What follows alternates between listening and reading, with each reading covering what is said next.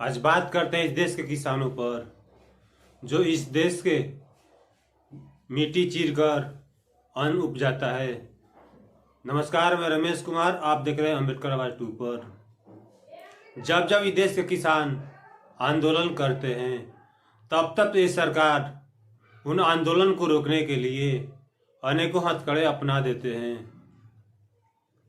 2020 से देखने को मिलता है कि आंदोलन को रोकने के लिए भारतीय जनता पार्टी के सरकार में, नरेंद्र मोदी के सरकार में देश के गृह मंत्री और देश के प्रधानमंत्री मिलकर इन किसानों को के आंदोलन को रोकने के लिए अनेकों हथकड़े अपना लेते हैं।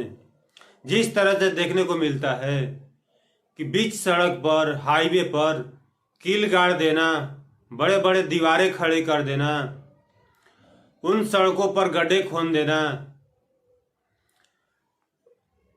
बड़े बड़े बैरिकेटिंग लगा देना, तारे कटीले लगा देना, ये कौन सा उचित है?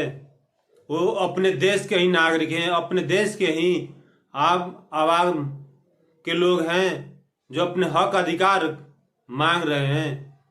अपने हक अधिकार मांगने के लिए लोकतंत्र में हर किसी को आज़ादी होता है, लेकिन तानाशाही सरकार, अहंकारी सरकार अपने आगे किसी भी समुदाय के लोगों को, चाहे एसी एसटी ओबीसी समुदाय के लोग क्यों न हो, अल्पसंख्यक समुदाय के लोग क्यों न हो, या किसान ही क्यों न हो, इन सबको रोकने के लिए धारा 144 का लगाकर हौलात देकर रोकने का काम करती है। जब इससे नहीं होता है, जब इससे किसान नहीं मानते हैं, तो कटीले तारे लगाकर रोकने का काम करते हैं।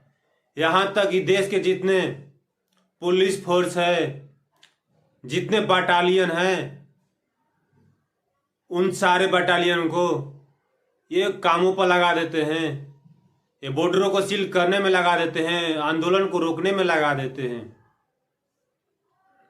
इस देश के प्रधानमंत्री जितना सुरक्षा देश के सीमाओं पर, चाइना के सीमाओं पर नहीं लगाते हैं पुलिस प्रशासन फोर्स, उतना इस देश के नागरिकों को हक अधिकार मांगने पर रोकने के लिए लगा देते हैं। इस देश में के प्रधानमंत्री के 56 इंच के सीना वाले को सोचना चाहिए कि हमारे देश के जमीन, हमारी मातृभूमि चाइना हड़प लिया, उसके लिए एक शब्द भी नहीं बोल पाते हैं, उसके लिए कोई भी कार्रवाई, कोई भी कदम ठोस नहीं उठा पाते हैं। लेकिन अपने ही देश के, अपने ही नागरिकों के लिए ये अनेकों तरह के हथकड़े अपना लेते हैं, उनकी आवाज को रोकने के लिए, उनके मांग को दबाने के लिए। इस देश के जातिवादी, मनुवादी, गोदी मीडिया अपने ही देश के किसानों को, अपने ही देश के नागरिकों को बदनाम करने के लिए अनेकों हथकड़े भी अपना लेते हैं। पीछे पीछे के वीडियो भी चला देते हैं, फर्जी खबरें भी चला देते हैं।